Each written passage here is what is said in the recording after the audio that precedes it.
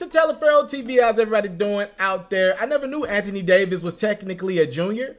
Anywho, Anthony Davis Sr., the father of Anthony Davis, came out and said something very interesting, ladies and gentlemen. We obviously know that the New Orleans Pelicans star center Anthony Davis demanded a trade out of New Orleans a few days ago. He said he wanted to move on with his life. And it's been all hell and chaos in the NBA. A lot of us believe that Anthony Davis, Rich Paul, and LeBron James they're trying to find a way to get this thing together in LA. Right? We get it. It is what it is. Not only is Anthony Davis trying to get to LA, his family's on the board, man. I'm gonna be honest with you, I ain't mad at it, but we ain't gonna act like this is what it is. All right, we just not gonna avoid what's going on right here. So let me read this real quick. Anthony Davis Sr. told ESPN that I would never want my son to play for Boston after what they've done to Isaiah Thomas. No loyalty, God gives his heart and soul, and they traded him. Right? That's just my opinion, not Anthony's. I've just seen things over the year with Boston, and there's no loyalty. All right, so what I want to do here is let's back real quick. For those who don't know, the reason why Boston is relevant to the conversation with Anthony Davis, Danny Ainge of the Boston Celtics, their general manager, former player, has assets at his disposal. He cannot trade for Anthony Davis right now unless he's willing to move Kyrie Irving. The Boston Celtics traded for Kyrie Irving. They traded Isaiah Thomas, right? So let's break down two things right there. You cannot have two people under the same extension. It's called the Rose extension. That right now we got Kyrie under the Rose extension and Anthony Davis under the Rose extension. Anthony Davis still has another year on his contract. Kyrie can be a free agent this summer.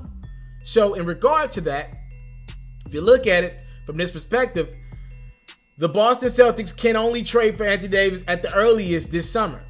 Danny Ainge has reportedly told the New Orleans Pelicans he really wants Anthony Davis to be a part of that Celtics team, whether he signs an extension or not.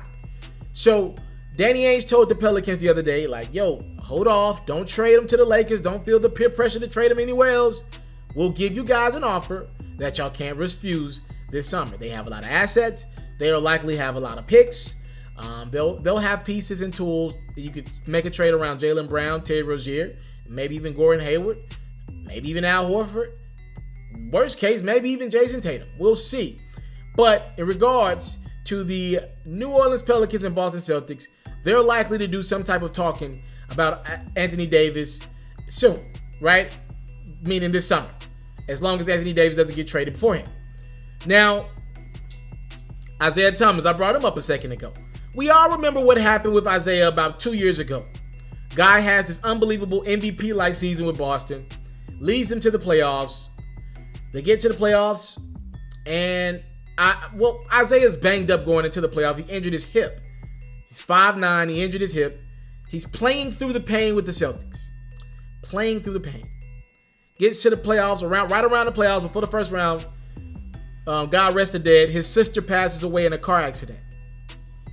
Okay. Isaiah, I think understandably could have sat out the rest of the playoffs. I've never lost a sister. I can only imagine the pain that young dude was going through at the time. He continues to play. Continues to play. Comes back ready to play. Tears in his eyes pregame. He continues to play. They get to the Eastern Conference Finals. His body gives out on him. Isaiah goes to him.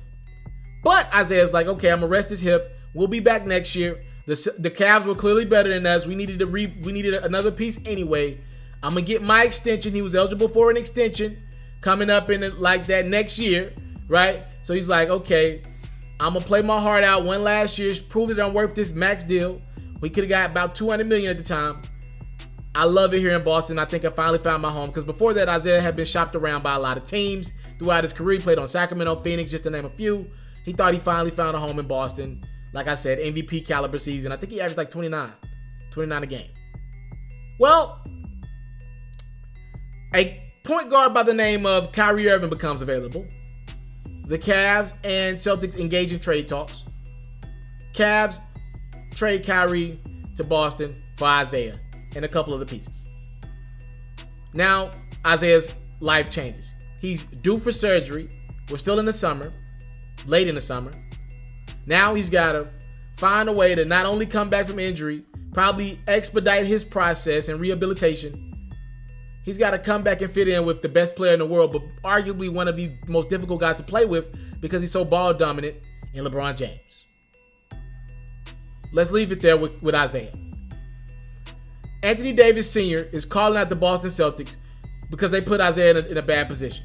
This dude gives his heart to you guys, his soul to the franchise. He plays with an injury. He plays with a family member, close family member, a sister dying. What else you wanted to do? Y'all weren't loyal to him. Y'all sitting around asking Kyrie to be loyal to y'all, and y'all want my son Anthony Davis to come play for you guys? Y'all ain't never been loyal. I don't want nothing to do with y'all. Now, let's just call out what we see here. Is it possible that Anthony Davis Jr. had his father put out a message through his, through something that Anthony Davis wants? I don't think Anthony Davis is mad at his father for speaking up about that, doing an interview with ESPN. Is Anthony Davis Sr. the LeVar Ball for Anthony Davis? No, he ain't. We don't hear him speak often, right? We don't hear him talk much. He ain't going around doing interviews every 2 months. No. He knows his son's future is at stake here. This is the biggest moment of his son's career right now. About to happen if he gets traded in the next few days. He's trying to let it be known, Boston, we don't want y'all. And he hears rumors, and he knows that Danny Ainge is comfortable trading for Anthony Davis, even without the guarantee from Davis that he'll sign long term. And Anthony Davis Sr. is trying to let y'all know, I'm not speaking for my son, but I'm speaking for my son. We don't want to play with y'all. He ain't going to give it his all for y'all. And y'all think y'all can convince him on that Boston culture? He ain't going to be happy there. And in 2020, he'll leave y'all behind anyway. Again, we got a power struggle going on between players and owners. And I ain't mad at it. This league has been built on owners doing what's best for them and best for business. And now y'all can't get mad because players got some control, some power. They don't care about moving from city to city every 3-4 years. And they're willing to move on from a team if y'all don't put them in a position to win championships. I ain't mad at Anthony Davis for doing what's best for him. Not mad at it all. And I know I'm a Laker fan. I don't care if he gets traded to the Lakers or whatever. He can go to the Clippers. If being in Los Angeles makes him happy, go be in LA. Do what you do. I ain't mad at it. Go do whatever makes you happy. And if it's like going to Boston is not going to make him happy, and if he can put that energy in the atmosphere, again, if they trade for him tomorrow, Anthony Davis, I'm sure, is going to play his ass off for the next year and a half. But after my contract is up, I don't owe y'all anything. Just like Kyrie said, I don't owe y'all shit. So Anthony Davis Sr. probably speaking out for his son, even though technically dad said it and not the son. What y'all think about that in the comment box below? I'm out. I came from nothing, but I want everything God has for me. I interview celebrities. I talk sports. I still represent the culture. I got the kids. You are now tuned in. Yo, we locked in right now, Mr. Telefera. Mr. Telefera. Mr. Telefera. Mr. Telefera. Shout out to Mr. Telefera. You're watching Mr. Telefera TV. Mr. Telefera TV. Here with the Triple B's, you can't do nothing but win.